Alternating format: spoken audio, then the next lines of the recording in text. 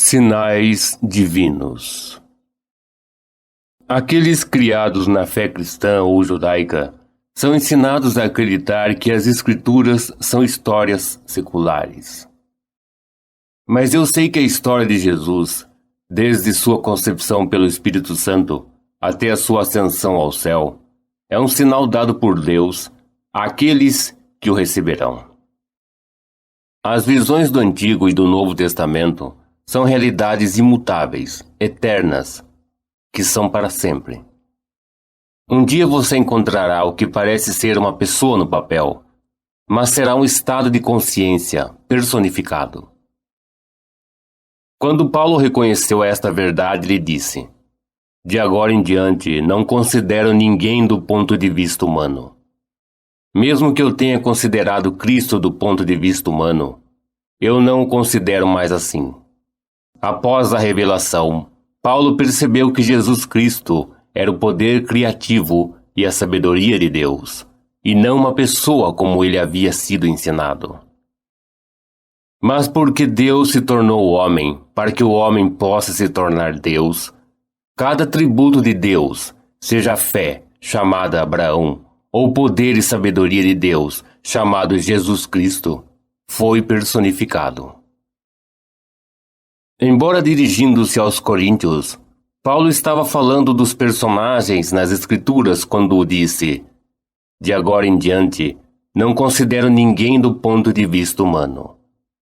Não mais capaz de pensar em Abraão como uma pessoa, como você é uma pessoa, Paulo conta esta história. Está escrito nas Escrituras que Abraão teve 2 filhos. Um nasceu de um escravo segundo a carne, e o outro nasceu segundo a promessa. Aqui Paulo está lhe dizendo que pelo seu nascimento físico, você é aquele que nasceu segundo a carne. Mas o segundo filho de Abraão nasceu de uma mulher livre, nascido de acordo com a promessa. Em seguida, Paulo explica a alegoria dos 2 filhos, dizendo-nos que Agar, uma serva de Sara, foi entregue a Abraão, que gerou o filho Ismael, que significa: sua mão é contra todos, e a mão de todos é contra ele.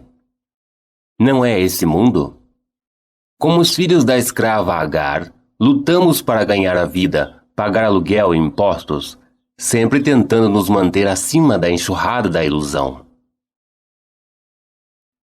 Mas depois da visão, Paulo percebeu que há outro nascimento que ocorre dentro, chamado Isaque.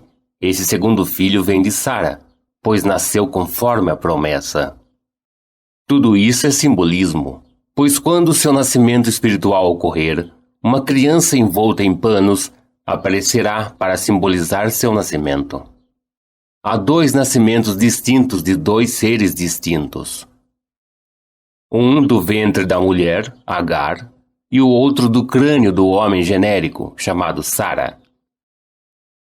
Tendo visto a visão e entendendo sua mensagem, Paulo não pensava mais em Abraão, Isaque e Jacó, ou qualquer personagem das Escrituras, incluindo Jesus Cristo, como humanos. Mesmo que antes pensasse neles dessa maneira e ouvisse sua história como história secular, ele não os considerava mais assim.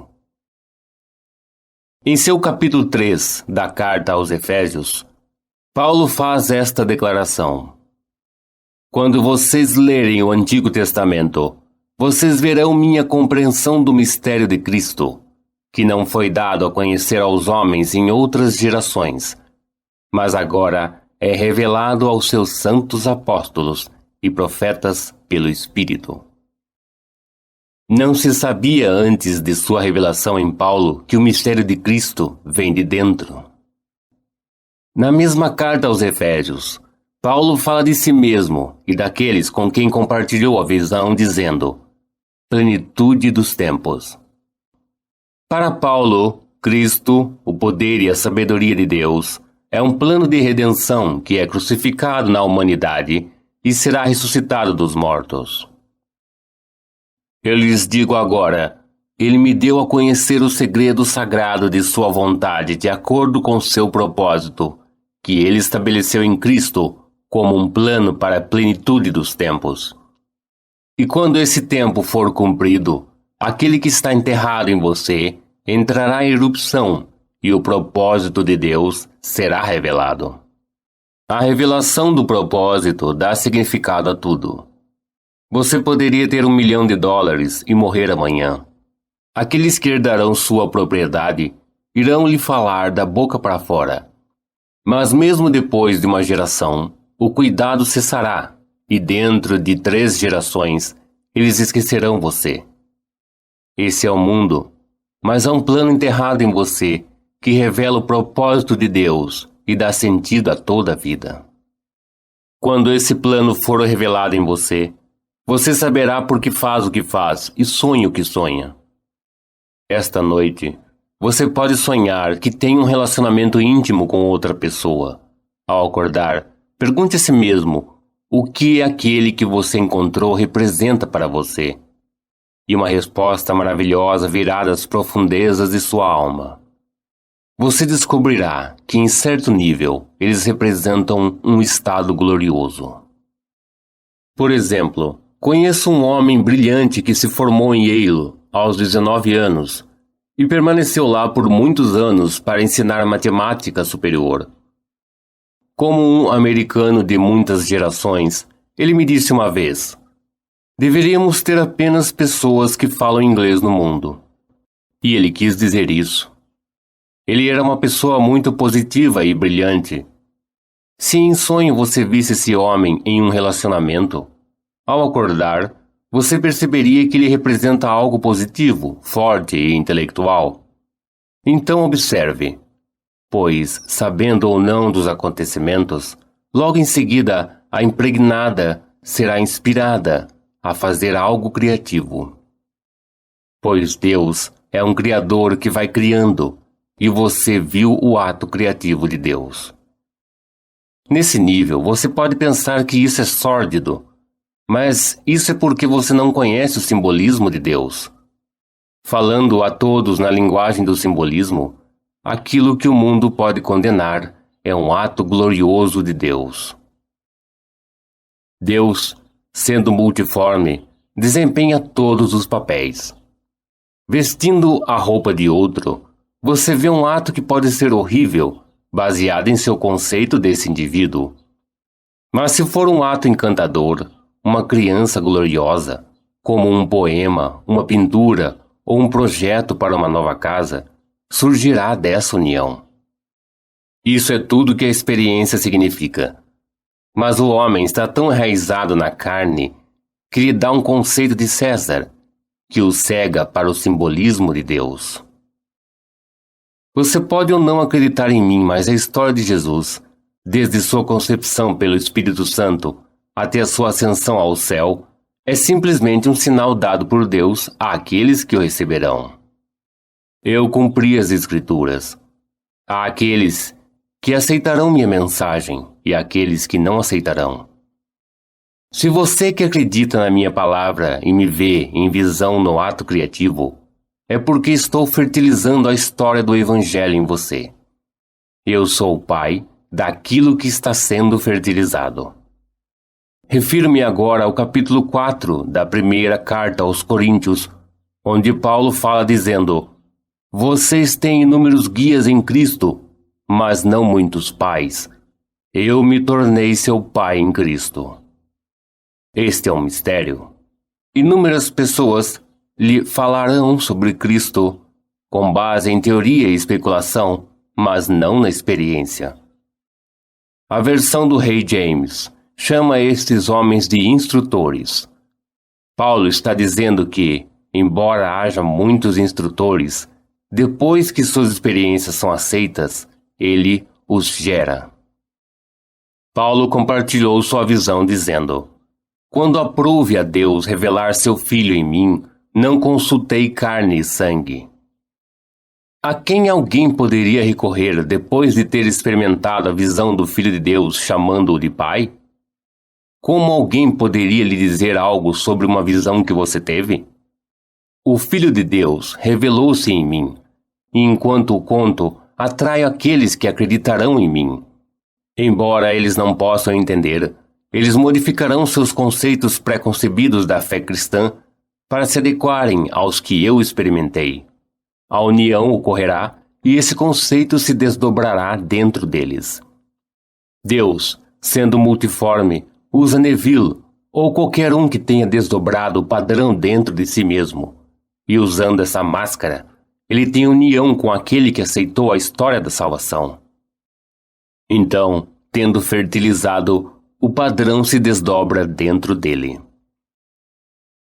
Em 1929, tive a união com o ressuscitado e 30 anos depois, em 1959, nasci do alto. Se o papel que você está predestinado a desempenhar no corpo de Deus exige um intervalo mais curto, seu nascimento pode acontecer mais cedo, mas a minha parte foi um desdobramento completo das Escrituras e levou 30 anos. Dizem-nos que, quando Jesus começou seu ministério, ele tinha cerca de 30 anos de idade. Isso não significa 30 anos após o nascimento físico, mas 30 anos após a união espiritual. Quando o seu nascimento espiritual acontecerá, somente o Pai sabe. Mas nos é dito no livro de Abacuque: cada visão tem sua própria hora marcada. Amadurece, floresce. Se for longa, espere, pois é certa e não tardará.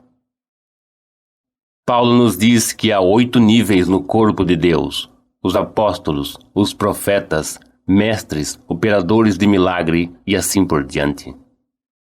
Se você está destinado a desempenhar um papel diferente daquele do apóstolo, talvez o tempo latente entre a união e o nascimento dessa parte em particular não seja o mesmo. Não há sonho nem visão sem significado, pois Deus fala ao homem por meio do sonho e se revela em uma visão. O que você experimenta na visão é certo para aquele nível particular do seu ser. Mas quando é reduzido a este nível, o pensamento estaria totalmente errado. O homem, tendo comido da árvore do conhecimento do bem e do mal, decide o que é certo e o que é errado, descendo assim ao lamaçal da confusão. Mas quando ele se vira, descobre que nada está certo ou errado. Em certo nível está certo, em outro nível está errado. Portanto, aprenda a aceitar todos os níveis, e ao fazê-lo, você subirá na árvore da vida para descobrir que todos os níveis, quando vistos de lá, estão certos quando você sabe como interpretá-los. Ele me deu a conhecer o mistério de sua sagrada vontade de acordo com seu propósito que ele estabeleceu como um plano em Cristo para a plenitude dos tempos.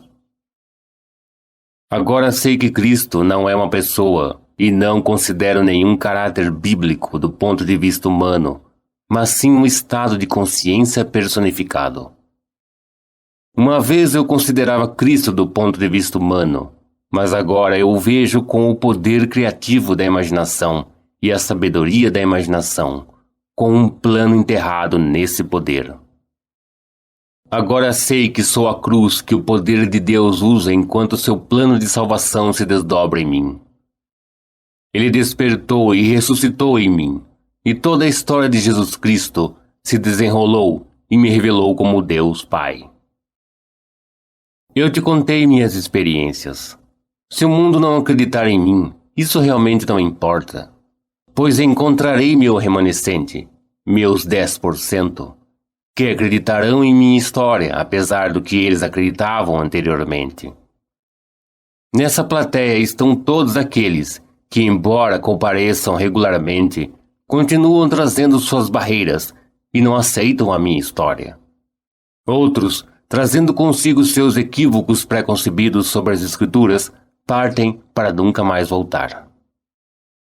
Você não pode levar em consideração minhas teorias, apenas o que eu experimentei.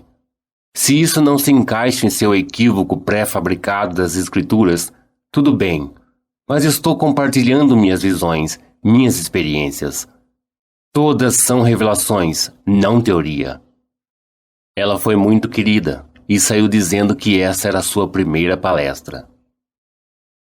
Você não vem por uma vez e houve algo tão radicalmente diferente do que você foi treinado para acreditar e espera engolir anzol, linha e chumbada.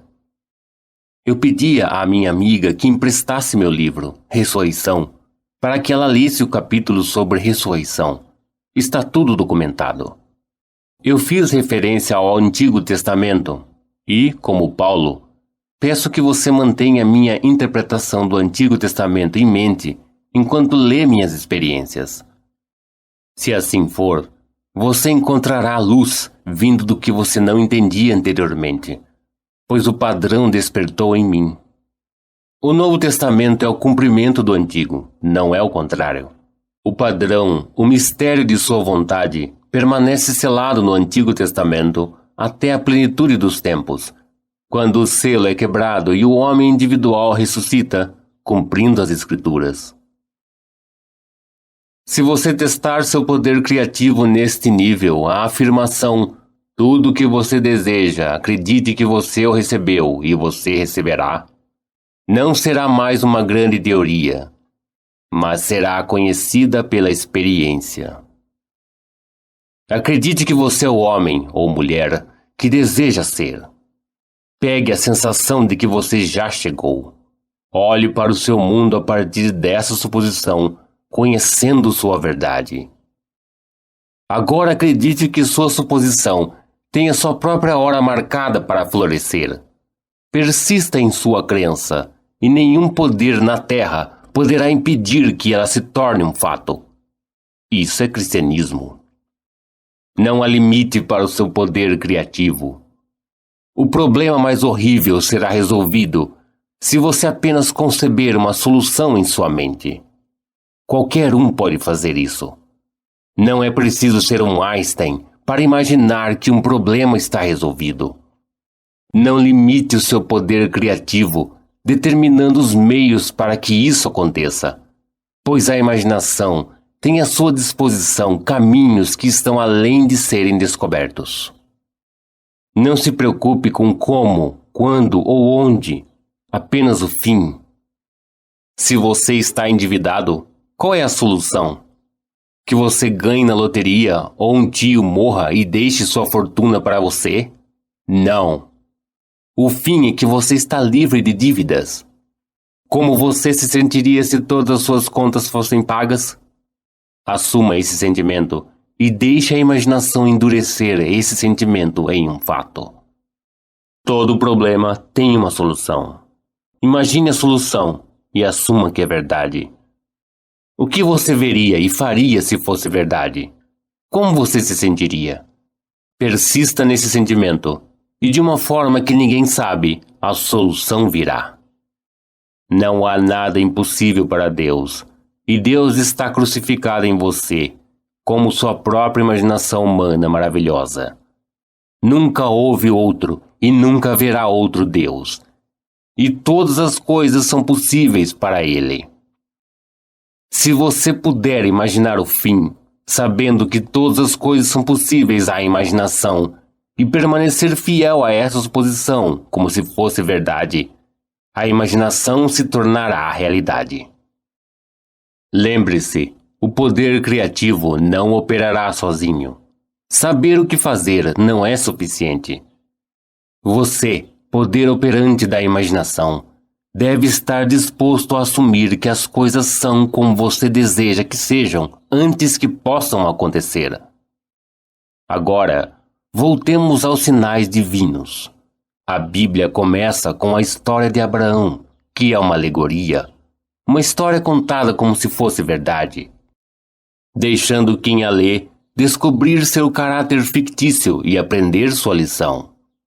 Se a história de Abraão, Sara e sua descendência Isaque, bem como a história de Abraão, Agar e sua descendência Ismael, são alegorias, e Abraão é o pai de todos nós, onde está a realidade da história? O Novo Testamento começa assim. Esta é a genealogia de Jesus Cristo, filho de Davi, filho de Abraão. Abraão gerou Isaque, e Isaque gerou Jacó, e Jacó gerou Judas, seu irmão. Se Abraão, a fonte de toda a vida, é uma alegoria, então tudo é uma alegoria, inclusive Jesus Cristo. Pois ele é a culminação de toda a genealogia que começa no primeiro capítulo de Mateus. Pesquise e você descobrirá que as Escrituras são um plano maravilhoso de salvação enterrada em Cristo. O poder criativo e a sabedoria de Deus, que é crucificado no homem como sua própria e maravilhosa imaginação humana. Sabendo que o plano está contido em você, a crença o despertará. Você pode estar completamente inconsciente do momento em que o plano foi fertilizado, mas deve e será fecundado por quem despertou do sonho da vida. Pois o projeto que há de nascer é espírito. Aquele que ainda não despertou pode ser usado para produzir um belo poema, uma peça ou uma história maravilhosa neste nível. Mas o plano de salvação de Deus só pode ser fertilizado por aquele que já ressuscitou dos mortos. E Deus, sendo multiforme, assumirá essa máscara para desempenhar esse papel. Neville Goddard.